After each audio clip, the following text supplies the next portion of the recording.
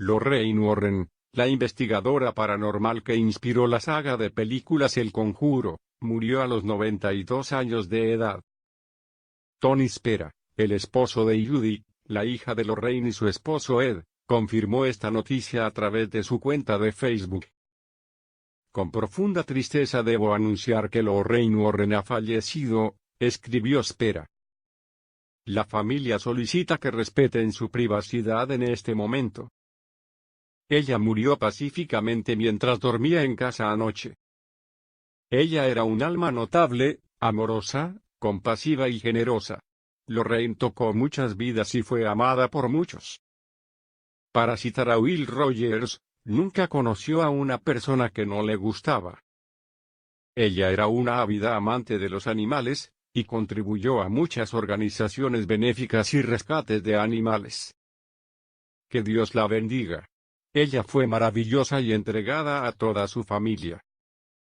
Lorraine y su esposo, Ed Warren, quien falleció en 2006 a los 79 años, eran reconocidos investigadores paranormales y estuvieron vinculados a algunos de los casos más inquietantes y destacados de este campo como, por ejemplo, Amityville, el fantasma de West Point, la granja Perron y el poltergeist de Enfield, entre otros. Ambos, él como demonólogo y ella como medium y clarividente, escribieron más de una decena de libros en la materia, además de dar charlas al respecto alrededor del mundo. De hecho, en los años 50, los Warrens crearon la Sociedad de Investigación Psíquica de Nueva Inglaterra, que sigue en funcionamiento hasta el día de hoy.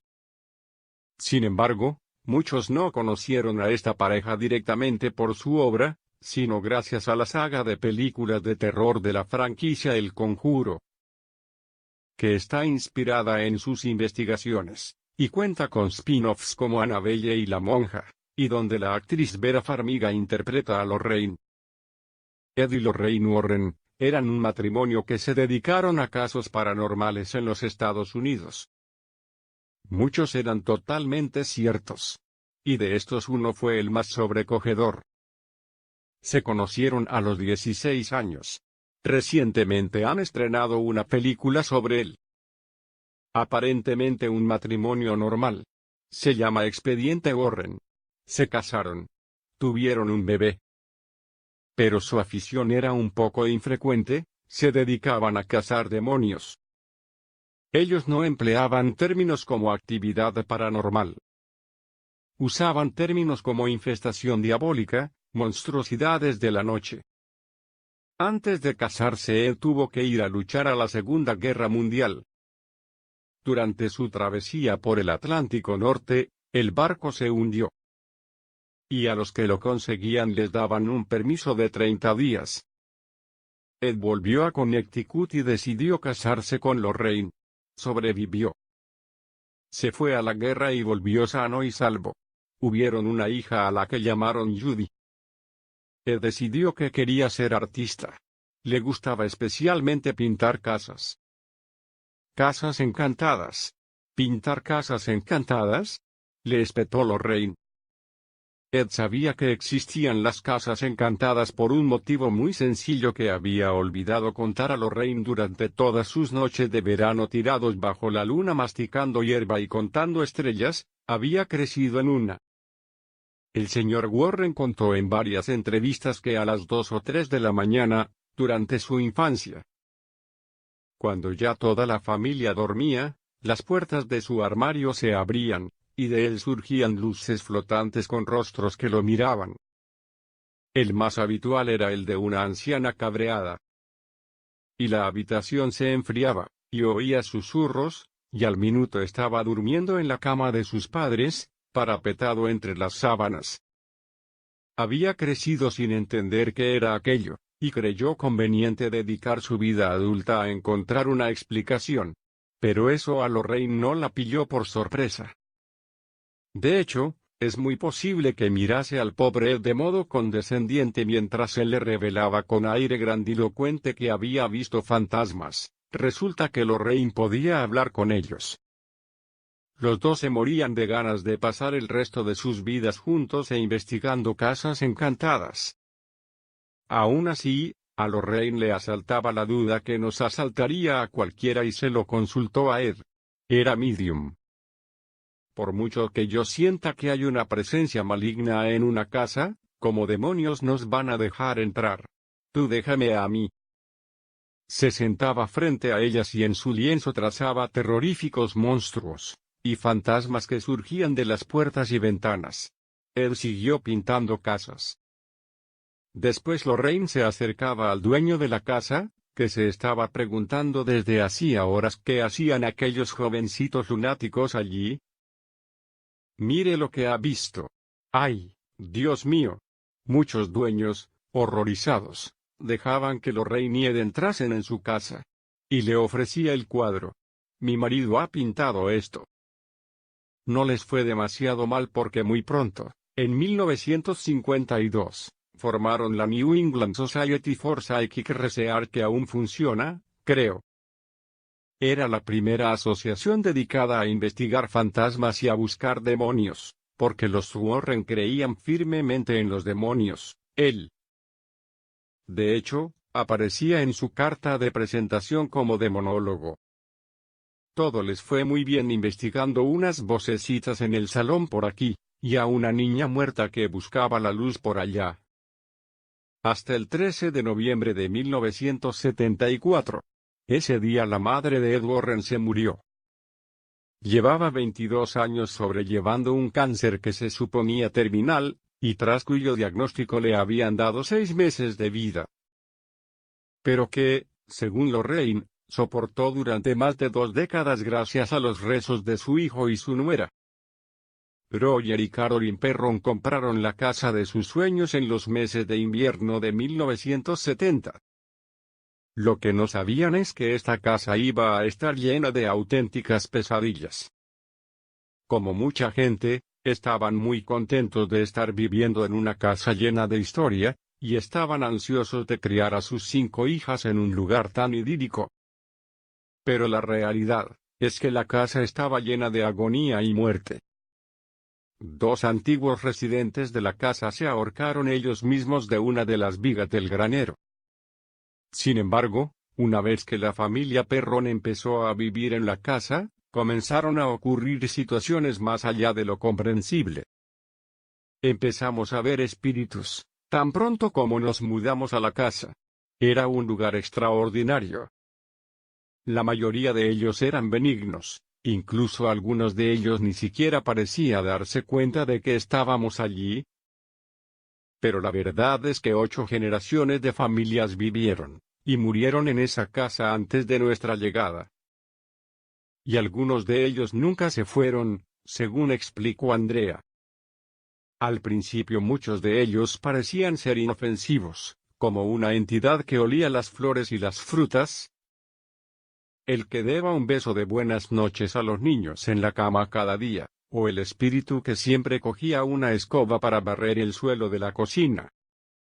Todo lo que se refiere a fenómenos paranormales en una casa parecía estar sucediendo a la familia Perron, así como objetos que se movían por su cuenta, misteriosos golpes en las puertas, o extraños susurros durante toda la noche.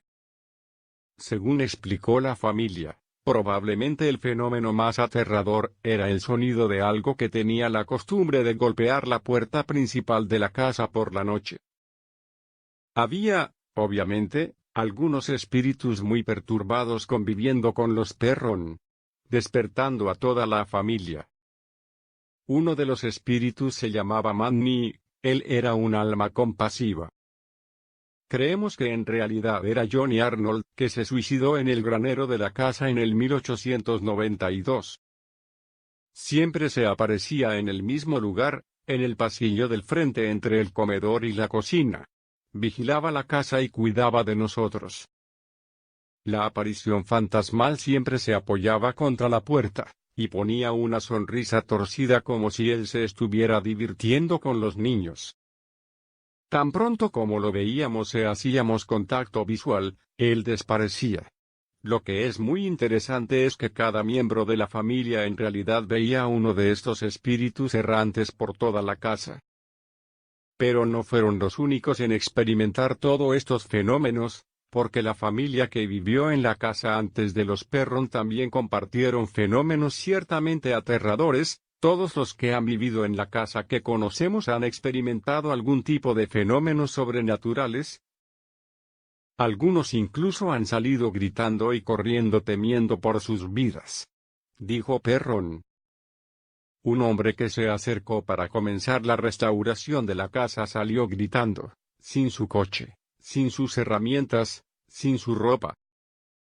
Nunca regresó a la casa y por lo tanto los propietarios de tierras adyacentes se mudaban abandonando sus hogares.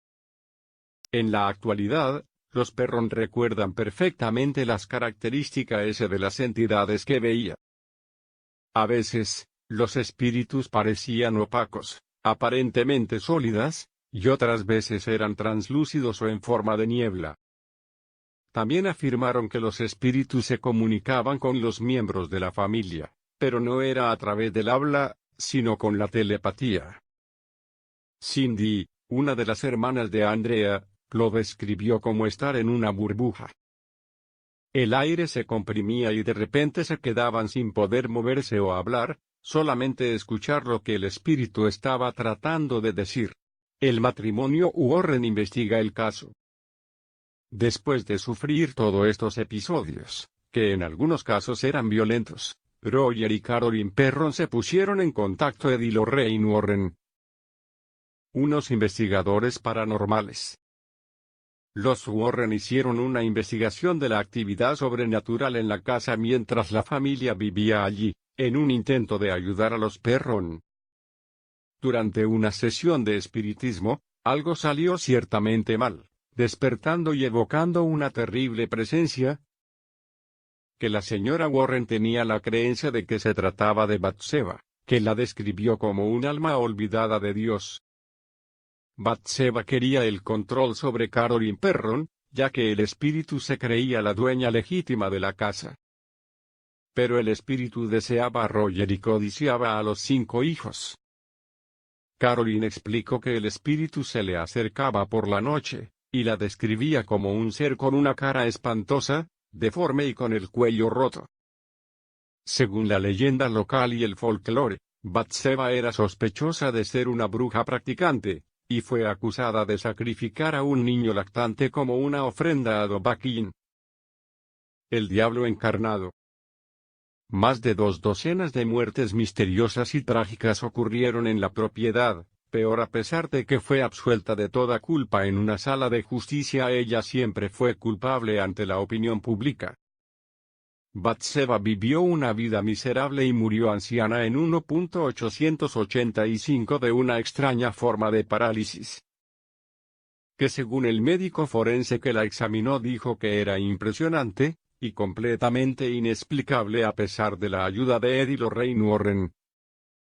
Acabaron perjudicando a la familia. Los Perron se quedaron en la casa durante 10 años más antes de poder marcharse definitivamente. Pero los horribles fenómenos que ocurrieron dentro de las paredes de la casa se quedaron con ellos para siempre. Obviamente, esto es solo una parte de lo sucedido a la familia Perron, que el joven director James Wan ha plasmado en su película Expediente Warren, The Conjuring.